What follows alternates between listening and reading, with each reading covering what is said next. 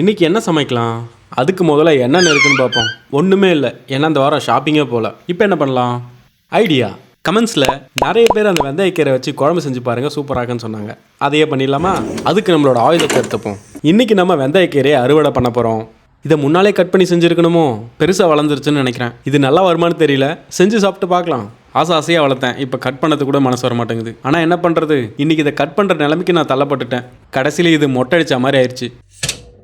இதை கண்டிப்பாக ரன்னிங் வாட்டரில் கழுவியே ஆகணும். என்ன தான் மேலேயே கட் பண்ணியிருந்தாலும் இது வெளியிலேயே வளர்ந்தது, கண்டிப்பாக தூசியாச்சும் இருக்கும். அப்புறம் இதை சின்ன சின்னதாக கட் பண்ணிக்கலாம். ஆக்சுவலாக கீரை நிறைய வரும்னு நினச்சேன், கம்மியாக இருக்குது. இந்த கீரை குழம்பை குக்கரில் தான் செய்ய போகிறோம். அதுக்கு குக்கரில் ஏற்கனவே ஊற வச்சுருந்த குழம்பு பருப்பை சேர்த்துக்கலாம். நான் கீரை அதிகமாக இருக்குன்னு நிறைய பருப்பு போட்டுட்டேன், நீங்கள் கம்மியாக போடுங்க. சரி விடுங்க, ப்ரோட்டீன் தானே. அதுக்குள்ளவே கொஞ்சம் சின்ன வெங்காயம், ஒரு தக்காளி, பூண்டு, பச்சை மிளகாய், கொஞ்சோண்டு புளியை ஆட் பண்ணிக்கிட்டேன். அதுக்கப்புறம் கொஞ்சம் மஞ்சத்தூள், 2 ஸ்பூன் சால்ட்டு, அப்புறம் நம்ம வெந்தயக்கீரையும் உள்ளே போட்டாச்சு.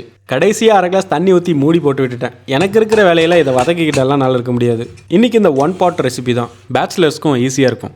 அப்புறம் குக்கரில் 4 விசில் வந்ததும் தலையில் தட்டி மூளையில் உட்கார வச்சுட்டேன். எப்படி இருக்குது பாருங்கள் நம்ம பருப்பு வெந்தயக்கீரை குழம்பு. என்ன கீரையில் தான் கொஞ்சம் பருப்பு அதிகமாக போச்சு. அப்புறம் ஒரு மத்தை போட்டு நல்லா கடைஞ்சி விடணும். இப்போ இதுக்கு தாளிப்பு ரெடி பண்ணோம்.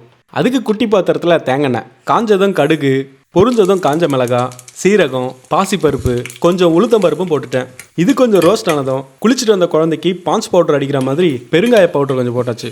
அப்புறம் இந்த தாளிப்பு எடுத்து குழம்புல ஊற்ற வேண்டியதுதான். என்ன இதில் கருவேப்பிலை தான் மிஸ்ஸிங். நம்ம வீட்டில் செடி இருக்குது, ஆனால் அது குழந்தை, இப்போ பறிக்கவே மனசு வரல. இப்போ இதை பார்க்கவே டெம்ப்ட் ஆகுது, ஆனால் என்னமோ ஒன்று குறையுது. அட கொத்தமல்லி, அதான் நம்ம கார்டன்லேயே இருக்கே, எடுத்துகிட்டு வரலாமா? எப்படி இது வின்டரில் போயிடும், அதுக்கு முன்னாடியே யூஸ் பண்ணிப்போம். இதுதான் ஃபைனல் டச்சிங். அவ்வளோதான், நம்மளோட வெந்தயக்கீரை பருப்பு குழம்பு ரெடி ஆயிடுச்சு.